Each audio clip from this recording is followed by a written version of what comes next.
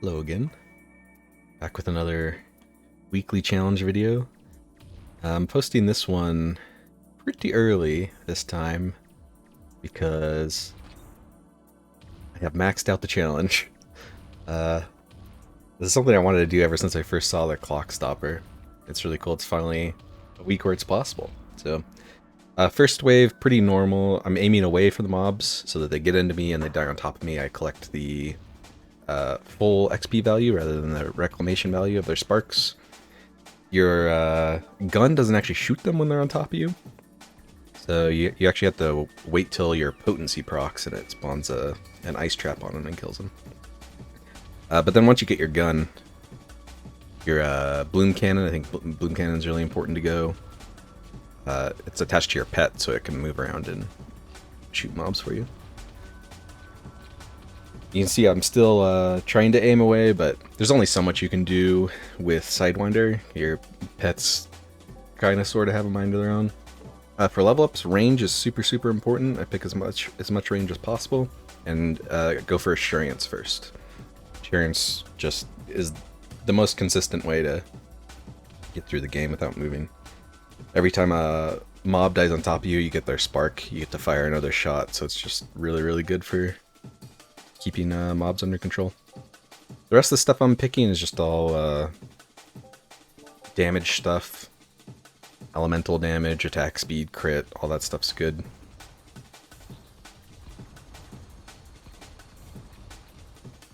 And this is the wave where I tend to stop manual aiming and just letting the auto aim take over, so I don't take too much damage. Occasionally you'll have to manual aim, but it's not to like let mobs in, it's to focus down the more dangerous mobs. Like the spider tanks will hang out around the perimeter, so you have to like manually target them. And the helicopter guys do a lot of damage if you let them in, so if it looks like one's gonna reach you, you definitely want to swap targets and kill them. Going static field, I think static field is just, it's really strong with specialist.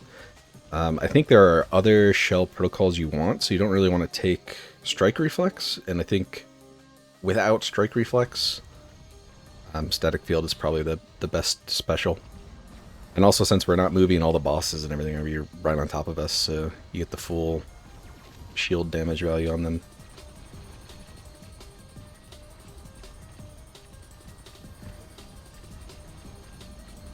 This is another wave where I'm not really... basically every wave is like this from here on out, where I'm mostly just letting the auto-aim take over. If there's a dangerous mob, you know, like a spider tank shooting me or something like that, I'll try to manually aim into them. Just take care of them. But Sidewinder is like super good for this challenge. I don't think we've had a Sidewinder Clockstopper yet. The traps are very strong. Here's the second choice. You see, I'm considering the Last Resort, but I don't think Last Resort is very good for this challenge. Chaotic Strike and the Earth Shatter actually are also pretty good, but that's exactly what I was looking for right there. Mirror Image. I think if you want to get through this without moving, it's really important to get Assurance and then Mirror Image.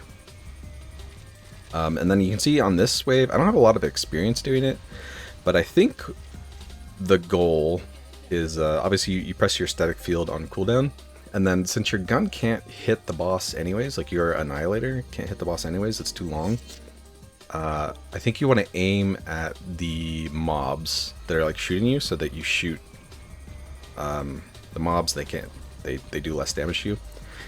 And then you also want to kind of finagle it in a way where your bloom cannon pet will shoot the boss, because he's gonna... The bloom cannon and your static field will do most of the damage to the boss. And that wave's also really RNG. The boss can just decide to run. It can decide to do like the mortar attack. That's a lot more dangerous than the other attacks that we saw. You really want to see the like bullet storm one, because the bullet storm just won't hit you at all. The bullets spawn out of your hitbox. And then the Omega Cannon one, if you have Mirror Image when it goes off, you'll just avoid all the damage, so that's a really good one to see too. The mortar is really the only one you don't want to see.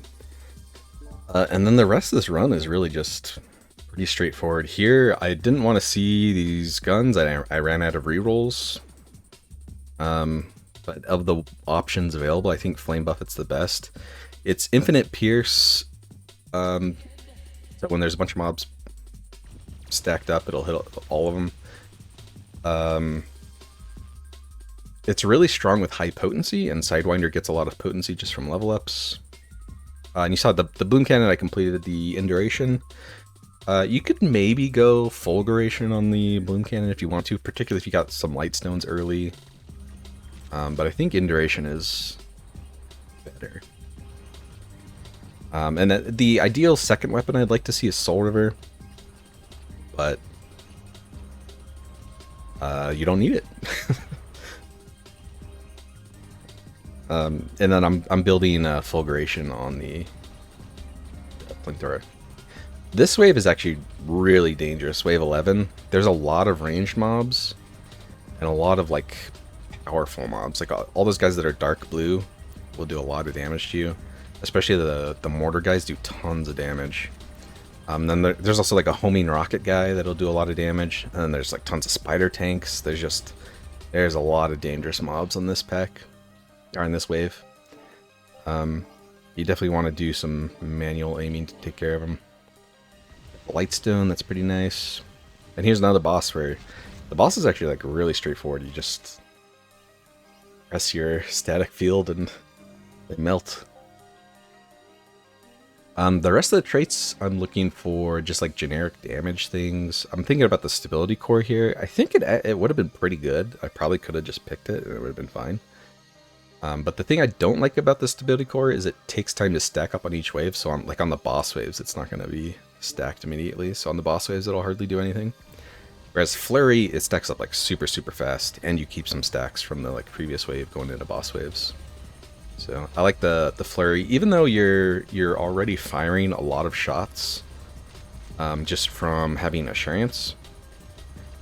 I found the increased attack speed still helps quite a bit.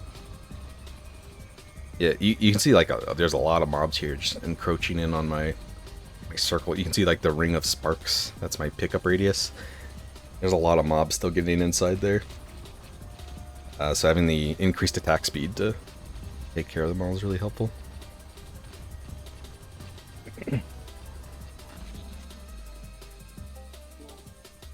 So just picking more range, and then just whenever I can pick a damage effect that does something, I pick it on that wave, or that option. I didn't really have anything, so pick the regen, even though the regen's probably not going to do anything at all. Flame Buffet, I completed the Fulguration, which is good.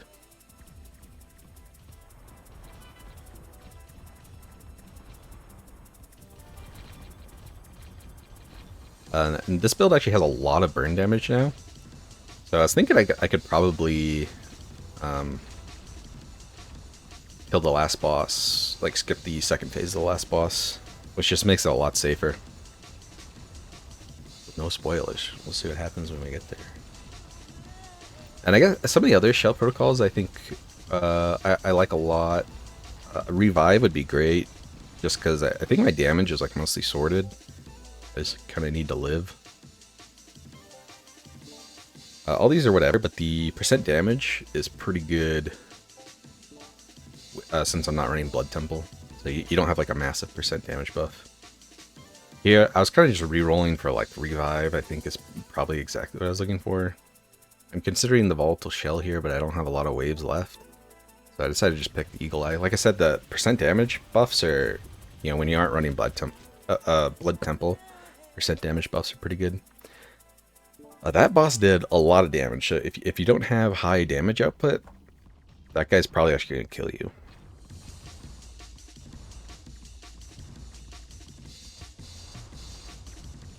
And I think if you get a Soul River for your second weapon, your damage output should be a lot higher on the boss waves. The Flamethrower is pretty nice on these mob waves, because like I said, it's infinite pierce. So it'll just go through mobs, and if mobs are lined up, you know, it could hit like 10 or 20 mobs all at once. Especially with how much range we stack in this, the projectiles actually go pretty far.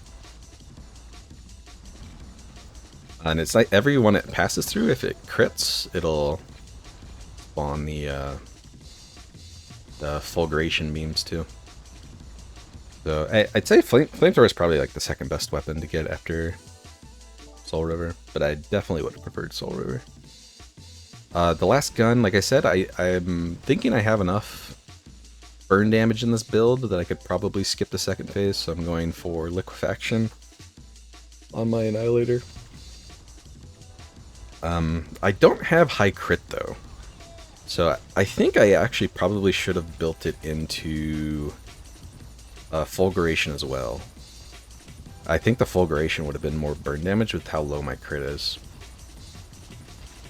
Because liquefaction scales with your crit chance. It's the like percent of the weapon damage, where the percent is your crit chance. Whereas, well, I guess it would have been more or less the same. But fulguration is the full weapon damage, but it only procs when you crit.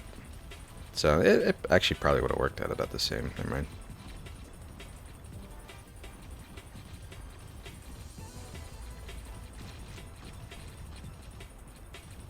You see those guys actually get in close and get to charge, but I just have so many traps around me that they run into the trap and die before they actually do damage to me.